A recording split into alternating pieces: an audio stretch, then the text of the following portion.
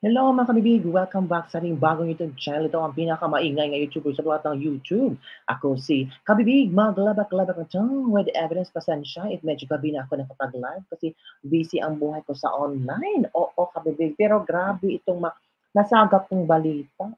Itong si Congressman, sino ba ito? House Assistant Majority Leader at Zambales First District Representative Jay Kongkun.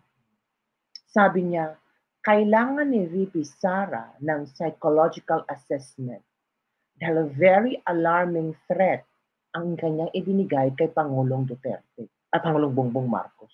Wow! Psychological assessment nang dahil lang sa press con na iyon. So, mga psychologist na kayo.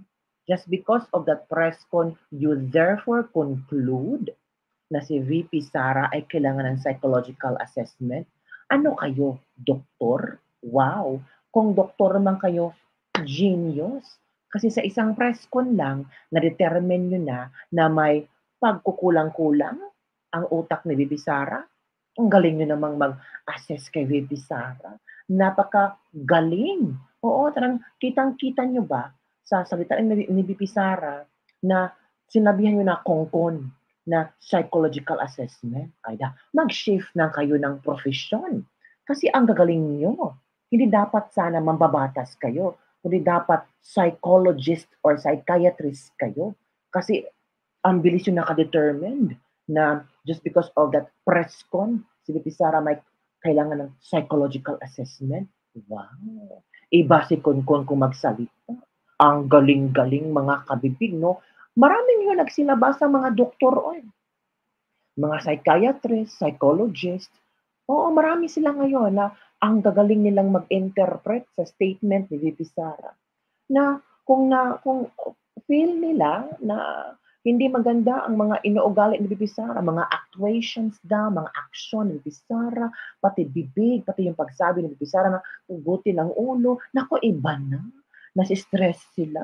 Are they concerned of VP Sara? Kasi sabi na, kailangan si VP Sara ng psychological assessment. So, concerned kayo kay VP Sara. Oy, mahalin niyo si VP Sara kasi concerned kayo sa Vice President. Pero hindi kayo concern ni Pangulong Bongbong Marcos, no? Naku, nagkamali naman kayo.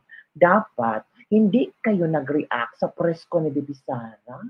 Kasi, mas lalong may imbierna si Bongbong Marcos kasi nakakuha si VP Sara ng atensyon sa inyo.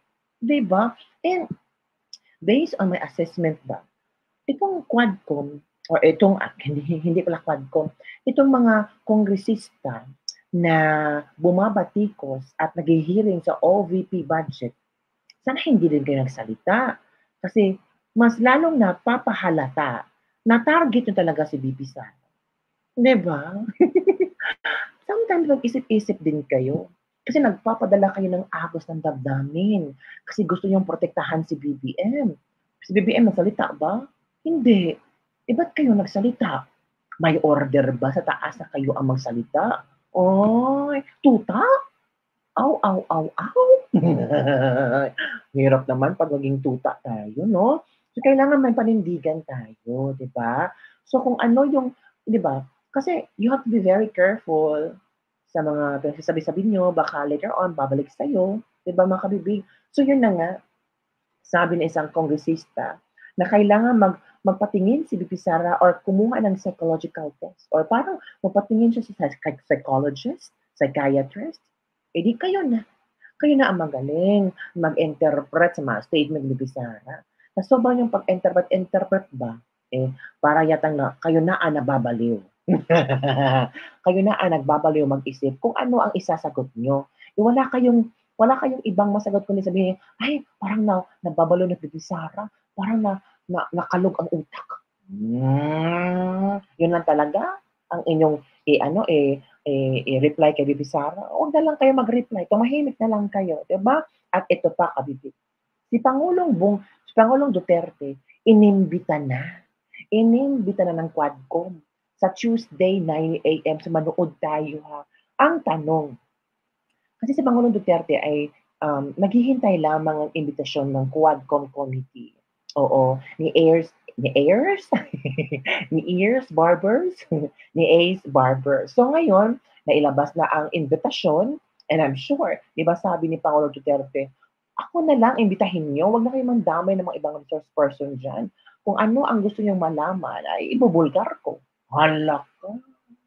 Remember, may narco-list si Pangulong Duterte. Naku, excited na ang ilang mga netizen sa pagpasok ni Digong sa 9 o'clock Martes. Naku, si Abante.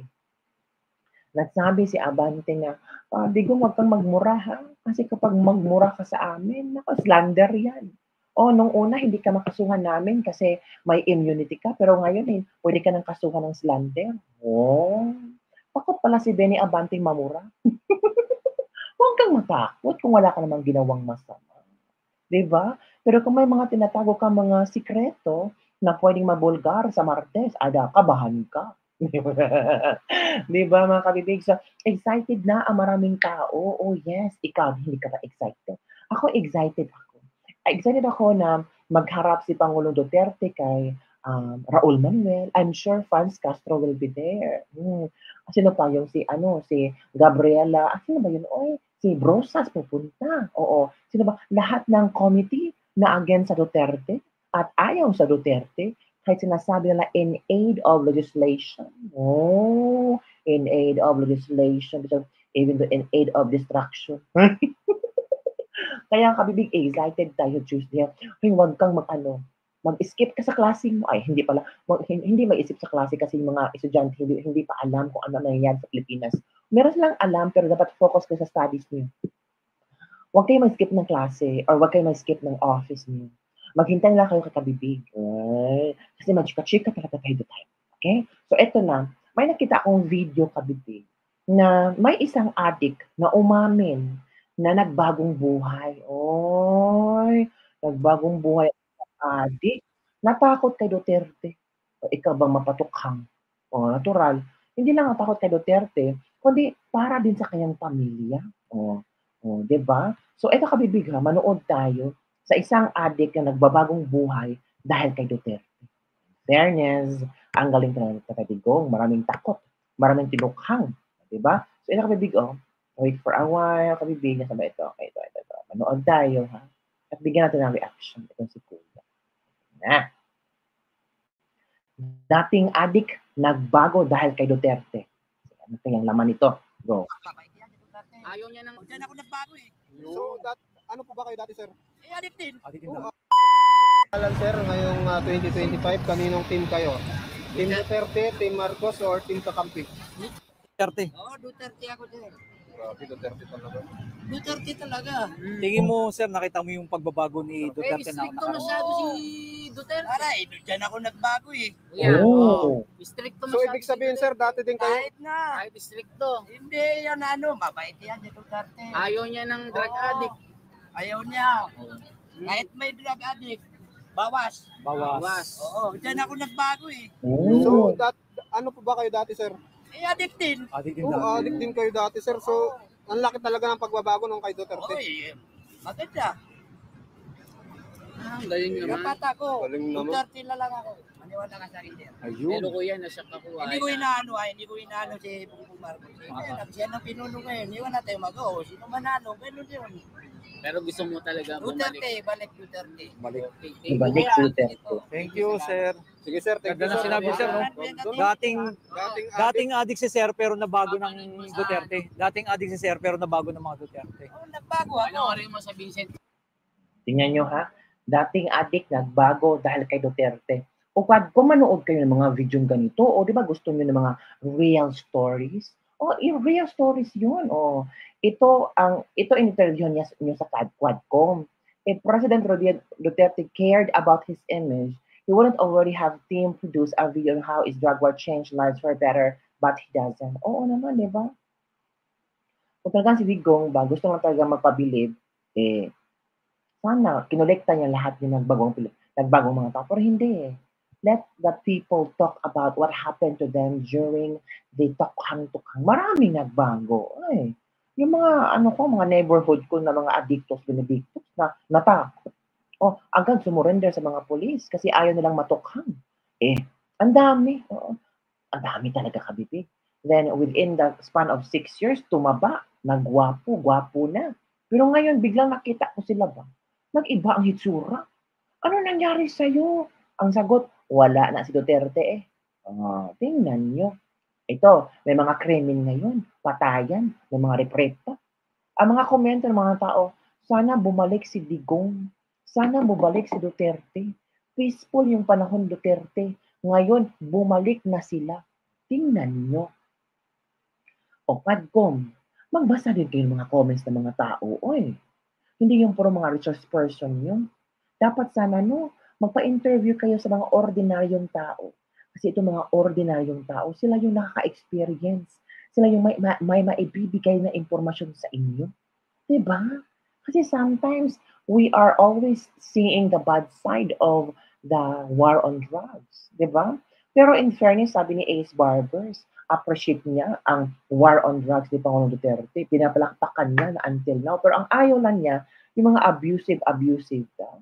Ngayon ka lang nasalita dong na may mga hindi na nakaupo si Duterte. Ang drama talaga dong eh.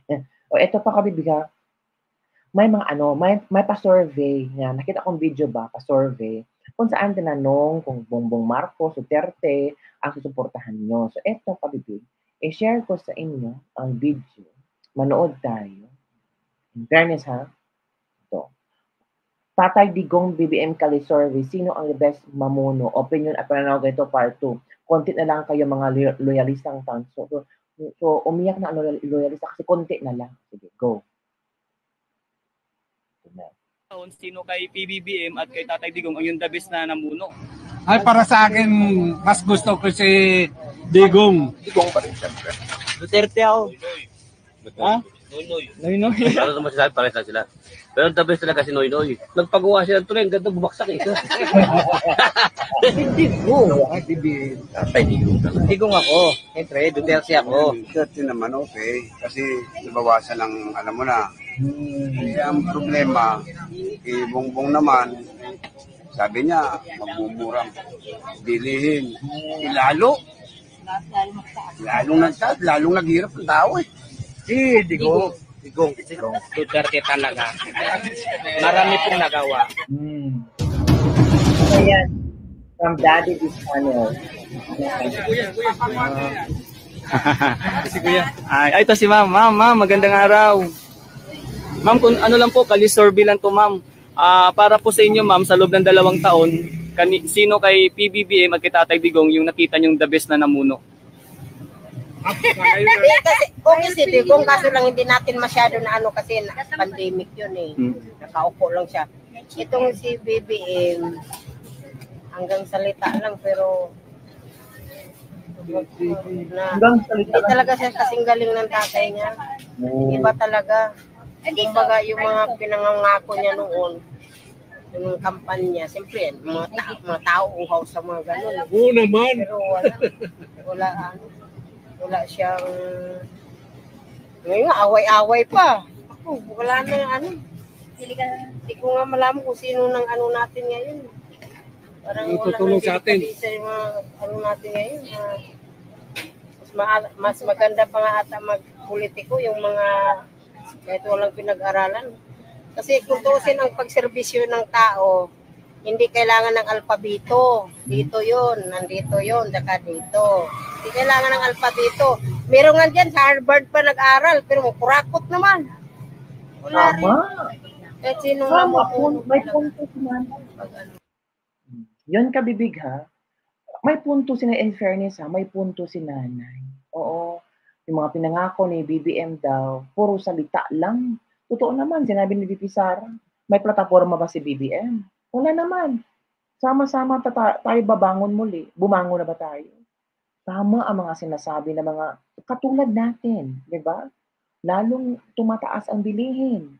At lalong nagpapahirap daw si BBM. Naku po. Paano yan? Konti na lang ang mga loyalista ngayon. Sabi nila, ang mga matatandang loyalista umiiyak kung sinabi ni Sarang hukayin ang libingan ng ama ni BBM. Iiyak pa ba? May iiyak pa ba? Anong unahin mo? Iiyak ka na huhukayin ang libing o yung gutom ang sikmura mo? Isipin mo saan ka iiyak.